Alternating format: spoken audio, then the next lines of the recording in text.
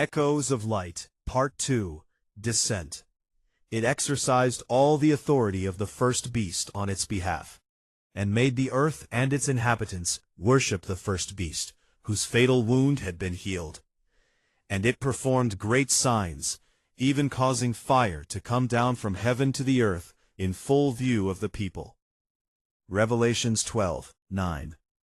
Chapter 12, Pride. The Department of Defense, a silent, monolithic sentinel against the unseen threats of the world, had always dealt in shadowed whispers and classified reports. But around that time, the whispers grew into a terrifying roar, and the reports, usually dry and clinical, began to bleed with an unprecedented horror. It started with isolated incidents, anomalies dismissed as animal attacks or rogue experiments, until the sheer frequency and ferocity of the events began to paint a picture too grotesque to ignore. A police truck belonging to the Crestwood police station was attacked by something and was severely damaged. Details are unknown. This was the first, a cryptic telex that landed on Commander-in-Chief Arthur's desk, amidst a pile of geopolitical crises. He'd scowled, assuming it was a local prank, a disgruntled citizen with a grudge. Then came the second, a frantic, garbled audio recording accompanying a digital file. Emergency call received from the Crestwood police station. We captured a large object moving in the forest.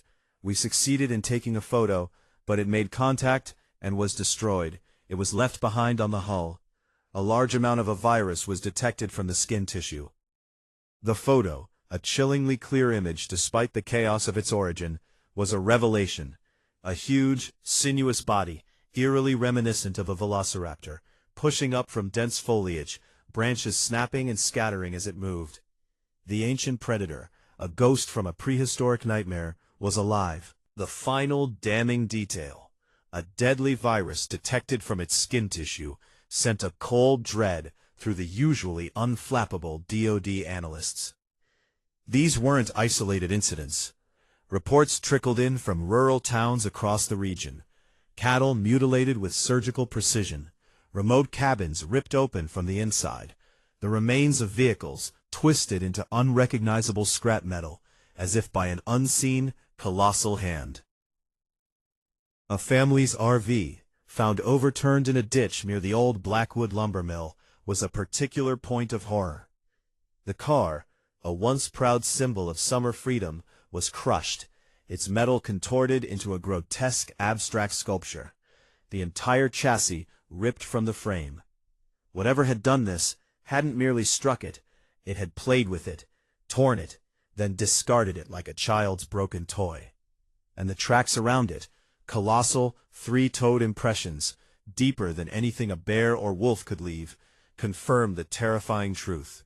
An unknown monster, or rather monsters, were at large. The medical examiner's reports, meticulously detailed and chilling in their implications, were even more disturbing. Victims were not just mauled, they were drained, their vital organs liquefied, their cell structures compromised by a rapidly spreading, aggressive pathogen. The VSS virus. It was a name that began to circulate in hushed tones within the highest echelons of military intelligence. A custom-engineered bioweapon, designed for maximum lethality and rapid mutation, now seemingly implanted into the very creatures causing the devastation. The hybrids, as they were internally designated, were not just a biological threat, but an epidemiological nightmare. Originally, this was a case that had to be dealt with in absolute secrecy, before the public caught wind, before panic became a reality. Black operations, swift extermination, a cover-up so complete it would erase every trace. But now it was too late for such clean operations. The sheer scale of the incidents, the speed of the creatures, and the insidious spread of the virus meant the standard military protocol was hamstrung by its own bureaucracy and the very secrecy it sought to uphold. The WB Department of Crime Preventions found its hands tied. With the escalating geopolitical tensions and the looming threat of the Blackwood Union, Commander-in-Chief Arthur had issued a directive that sent shockwaves through the military command structure. Commander-in-Chief Arthur has informed us that, with great regret, Given the situation with the Blackwood Union, we cannot engage in military involvement. At the same time, we request the Crestwood police stations to strengthen Crestwood's security institutions. It was a thinly veiled order for local law enforcement to contain a threat that frankly outmatched them entirely. Military resources were stretched thin, focused on a more conventional yet no less terrifying enemy. The monstrous hybrids and their deadly virus were forced onto the local police, who possessed neither the training nor the equipment to combat such an existential horror. Crestwood, a quiet, unassuming town nestled deep in the forested heartland, found itself abandoned, a reluctant front line in a war it didn't even know it was fighting. The monsters were not just attacking remote locations anymore. They were gradually starting to appear near Crestwood itself, shadows stretching longer, closer, each night. The wind, a mournful dirge, screamed across the jagged peaks that clawed at the sky around Vargoth's mountain. It was a sound that had been Jake's constant companion for days, perhaps weeks. Time had lost all meaning in this desolate place. A vast, brutal landscape of dark gray stone and wind-worn crags. It was a realm where light itself seemed to cower, perpetually shrouded by low, heavy clouds that clung to the summits like tattered shrouds. The air, thin and sharp, bit at exposed skin, carrying the metallic tang of something ancient and primal. Within the deepest shadows of a cavern, a gaping maw on the mountainside that swallowed all hope. A pale, diffused sunlight filtered through the low-hanging mist, doing little to dispel the gloom. Here, Jake stood captive. 16 years old, a small, fragile figure, he was utterly dwarfed by the imposing backdrop of the cavern and the menacing presence that held him. His heart, a trapped bird, fluttered desperately against his ribs, a frantic rhythm of pure terror. He longed for familiar faces, for the simple comfort of his old life, the worn armchair in his living room, the quiet hum of the television, the scent of his mother's cooking. But all he saw was the towering silhouette of Vargoth, the sleek, dark blue predator, his pale blue eyes like chips of ice, radiating an unsettling, predatory grace. Vargoth was a nightmare given form, a fusion of reptilian power and infernal intelligence. His scales a deep, almost iridescent midnight blue that absorbed the meager light, making him appear like a shifting void. His musculature rippled beneath, suggesting impossible strength, and his long whip-like tail twitched with a casual, deadly rhythm. Each breath he took was an icy whisper of air, each movement a predatory poetry. Even in the gloom, the sharpness of his claws and teeth were unnervingly clear, promises of pain held in elegant menace. Jake's eyes were wet, his face streaked with a mixture of dust and tears, a testament to his prolonged ordeal. His autism, usually a shield that allowed him to retreat into his own structured world, now rendered him agonizingly vulnerable, amplifying the chaos and fear around him. His words, often a struggle even in comfort, now faltered and broke under the intense pressure of his captivity. He mumbled a prayer, a desperate plea carried on the wind, fragile and almost inaudible. Jesus, please, help me, help Emily and her sisters, get me out of this, me. He clutched his hands together, knuckles white, wishing, praying that some benevolent force, some miracle, might reach through the oppressive shadows and deliver him, deliver them all. His mind, usually so focused on his routines, now spiraled, caught in a loop of fear for Emily. She was his anchor, his greatest comfort, and the thought of her facing any danger because of him was unbearable. Vargoth's head cocked, his pale eyes narrowing ever so slightly. A low rumble emanated from his chest, a sound like grinding stone that vibrated through the cavern. "But what?" the monster asked, his voice a sibilant hiss that grated on Jake's frayed nerves. There was no patience in his tone, only icy expectation. Jake flinched, his shoulders hunching further. He squeezed his eyes shut for a moment, trying to gather his thoughts, to form the words that seemed to shatter on his tongue. Like, I just want, he stammered, the fear twisting his insides. Vargoth took a slow, deliberate step closer, his massive form casting a longer, more profound shadow over the boy.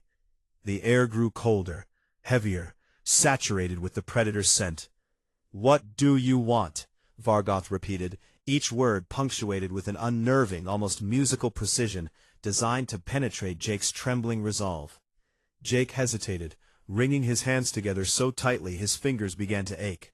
He knew, with a certainty that chilled him to the bone, that his next words might seal Emily's fate, might damn her to whatever unspeakable horrors Vargoth envisioned. But the thought of her, alone and possibly blaming herself, was a torment he couldn't bear to keep silent. "I just keep thinking about Emily," he whispered, his voice, barely a breath, against the wind's shriek. "She's probably feeling guilty for leaving me. I just want her back. I want her to know it's not her fault." Then the beast replied, "You mean you wish Emily had stayed clinging to you when she was meant to chase her own horizon?" His voice dripped with disdain, the words cutting Jake like invisible, razor-sharp blades. Each syllable was carefully chosen, precisely aimed to inflict maximum psychological damage, to unravel the one thread of hope Jake still clung to. The injustice of the accusation, the cruel twisting of Emily's motivations, fueled a spark of defiance within him, momentarily overriding his consuming fear.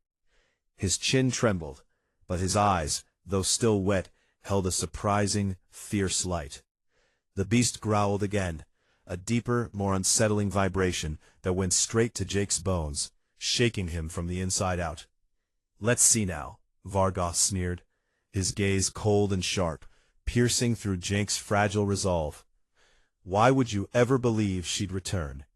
His words were like poison, tainting the memory of Emily's bright smile, of her gentle nature, twisting them into something ugly and unforgivable. Vargoth's goal wasn't just to break Jake, but to shatter his perception of the one person he loved, to leave him with nothing. Fear coiled around Jake's heart, a cold, suffocating constriction, mixed with a surging wave of hot, unadulterated anger. How dare he? How dare this monster speak of Emily with such venom, such contempt? His small body, trembling but resolute, stood against the monstrous silhouette, an impossible act of courage, fueled by love. The tiny spark of resistance seemed to genuinely irritate the monster, whose expression turned dark and menacing, a shadow of pure malevolence crossing his features. "Because your attitude made that poor girl guilty," Vargoth hissed, his voice dropping to a low, guttural growl that resonated with raw power. His head lowered, bringing his pale eyes level with Jake's, burning into him with an intensity that promised unimaginable pain. "Right, my friend. I am King of the Shadows, ruler of the darkness. So you understand when she chose her own future, when she turned her back and left your friendship flickering like a candle in a hurricane. If that girl dares to crawl back to you, then she must go." The beast's massive body loomed over Jake, casting him in a shadow of despair that felt tangible, suffocating. Jake's heart seemed to drop from his chest, shattering into a million icy pieces. The air left his lungs in a choked gasp. "No, please," he whispered, his voice barely audible, raw with agony. The image of Emily, vibrant and alive, being subjected to Vargoth's cruelty, was a torment he could not bear. "Don't do this. Just let her go. I never wanted her to leave. I thought she'd always be by my side." But Vargoth cut him off. "Pardon me, I didn't quite catch that." The words were a calculated cruelty, designed to twist the knife of Jake's guilt and fear, painting Emily's independence as a betrayal. Vargoth understood the nuances of human emotion, and he exploited them with surgical precision. He knew that for someone like Jake, who struggled with change and attachment, Emily's departure, even for something as normal as college, felt like a profound loss, a chasm of abandonment. Vargoth thrived on amplifying that pain, on turning love into a weapon. The anguish, held back by sheer terror and defiance, flooded through him, as raw and agonizing as a fresh wound. He slumped slightly, the strength draining from his limbs, leaving him a trembling wreck. Vargoth's claws, long and sharp like obsidian blades, gleamed in the dim, otherworldly light of the cavern as he reached out, a slow, deliberate motion that was terrifying in its controlled menace. The tips of the claws came dangerously close to Jake's throat, just inches from the pulsating jugular, a silent, chilling promise of death. "Well, never mind then," Jake said, worried. "Good, that settles that," the beast said in return. "She chose the superficial allure of a new life over the steadfast loyalty of whatever it is you think you share. And if you truly loved her, you'd understand that this world doesn't wait for stragglers, for the weak, for those who cling to fairy tales. Your sentimentality doesn't shield her from the stakes of reality. It only makes her a target. It only makes you a laughingstock." His teeth, sharp and predatory, glinted like knives as he drew closer, the air around him growing thick with an almost palpable menace, a scent of ozone and something akin to scorched earth. Jake's breath hitched in his throat, his body paralyzed by terror, every nerve screaming. The monster's words seeped into his mind like a cold, dark poison, twisting his thoughts, planting seeds of doubt and despair. Was Vargoth right? Had Emily truly forgotten him? Was he that easily discarded? Suddenly, a searing, white-hot pain ripped through his skin, dragging him back to the horrifying present. Vargoth, with a swift, almost casual movement, had raked his claws down Jake's left arm. Not deep enough to be immediately fatal, but with enough force to tear through flesh and muscle. A long, jagged, crimson line welled up, bleeding profusely, staining his skin and the tattered fabric of his sleeve. Jake stumbled back, clutching the wound with his other hand, a choked whimper escaping his lips, his face contorted in agony. The physical pain was sharp, but the casual brutality of the act, the sheer indifference behind it, was a deeper, colder wound. "And did you just bring up that cursed team?" Vargoth asked, his voice low, a dangerous undercurrent now, replacing the mocking tone. His pale eyes glowed with an intensified, almost manic light, fixed on Jake. The mention of the butterfly girls had struck a nerve, far deeper than any of Jake's pleas. It was as if a fresh, ancient wound had been exposed. Jake, despite the throbbing pain in his arm and the renewed surge of fear, tried to explain, tried to cling to the one bit of hope and magic he knew. "Yeah, they're a team of girls who protect their chosen one who saved them from a cocoon. Emily told me about them, how they have special powers and fight for good. She was going to lead a new team, a new generation." He spoke with a desperate reverence, as if invoking their name might somehow conjure their protection. But Vargoth soon spoke, his voice laced with venom, cutting Jake off mid-sentence. "Perhaps you never knew what they actually are, boy. Perhaps Emily filled your naive little head with pretty lies." Vargoth took a step back, now pacing, his long tail sweeping across the rough cavern floor with a grating sound. The monster's movements were fluid, powerful, a dance of ancient rage. They died out when that one beast from outer space wiped them out. "A long, long time ago," Vargoth started, his voice a low growl of remembered fury. "That team was legendary, the most powerful team of girls in the whole world. They were a thorn in the side of what was to come. They were a force for balance, for order, for all the things that I despise. At least they were," he snickered, a dark, joyless sound that echoed like a death knell in the cavern, "until that extraterrestrial beast killed them without mercy, scattered their essence, extinguished their light. A glorious, necessary cleansing. They threatened to expose everything, to disrupt the natural order of things, to reveal the truth of our existence." Vargoth's eyes burned with a feral intensity, a deep-seated hatred for the legendary team, a personal vendetta that stretched back through time. Jake, despite his pain, tried to interject, piecing together fragments of what Emily had told him, what he remembered from old stories. Or so how it go, but Vargoth cut him off with a snarl, his patience wearing thin. "This would be a disaster for me and you," Vargoth hissed, his pale eyes narrowing to dangerous slits. His pacing ceased, and he fixed Jake with a terrifying stare. "If this new group of girls, this butterfly team, wins the town's trust, if they start to show their faces, if they begin to consolidate power, we might get discovered. We might be uncovered as savages, as the creatures of nightmares we truly are. They'll upset the balance. They'll rally the humans, turn them into an organized resistance. We have a purpose, a carefully orchestrated plan. And these idiotic, sentimental girls will ruin everything." His voice was laced with a chilling mix of fear and contempt.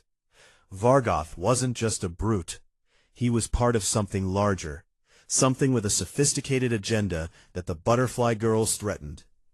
The savages he spoke of were the hybrids, the VSS carriers, a growing threat to humanity, and their operations required absolute secrecy. The butterfly girls represented a direct, potent threat to that secrecy and their ultimate goal.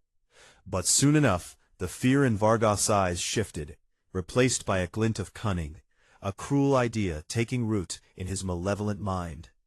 A smile, thin and sharp as a blade, began to play on his lips, a satisfaction beginning to glisten in his pale, icy eyes.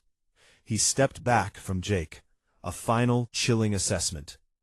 "Consider that scar a reminder, kid," Vargoth said, his voice now calm again, but imbued with an even greater menace. He gestured to Jake's bleeding arm, a constant, throbbing reminder. "Your guilt doesn't excuse her, and your weakness doesn't mean that Emily has to be treated with kindness. The world is brutal, the world is cruel, the world is wicked. It's I alone whom you never mess with in this whole city. My reach is long, my patience thin, and my will absolute. And you, Jake, and your precious Emily, you are just beginning to learn that lesson." With those final, chilling words, Vargoth turned, his sleek dark blue form melting into the shadows of the cavern. He didn't look back at his tortured captive. The wind outside howled a fresh lament, carrying the faint, distant scent of pine and something else, something metallic and predatory. Vargoth had a new purpose, a new hunt. He would leave his mountain, leave Jake to his suffering and his agonizing thoughts, and he would go to Emily. He would kill her. He would prevent the team from assembling. He would extinguish the nascent hope before it could even flicker to life. The lesson, he decided, would be delivered with crushing finality.